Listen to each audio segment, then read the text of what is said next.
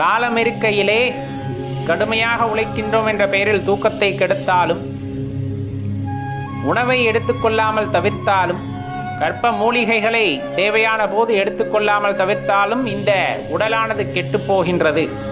கெட்டுப்போன இடத்திலே உள்ளிருக்கின்ற உயிரானது நீடித்திருப்பதில்லை. வேறு ஒரு ஆரோக்கியமான கூட்டை தேடிதான் அதை போக பார்க்கும்.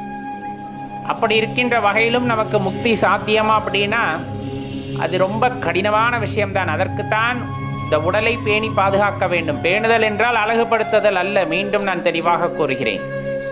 பேணுதல் என்றால் உடலை அழகுபடுத்துவது கிடையாது. உடலை ஆரோக்கியமாக வைத்துக் கொள்வது, உடலின் இயக்கத்தை சீராக வைத்துக் கொள்வது அப்படிங்கிற அந்த ஒரு விஷயத்தை நம்ம அடிப்படையாக கடைபிடித்தோமே ஆனால் இந்த உடலானது ஆரோக்கியமாக இருக்கும் போது, மனமும் திடமாக இருக்கும் பொழுது, நம்முள்ளே இருக்கின்ற சிந்தனைகள் ஆரோக்கியமாக இருக்கும் போது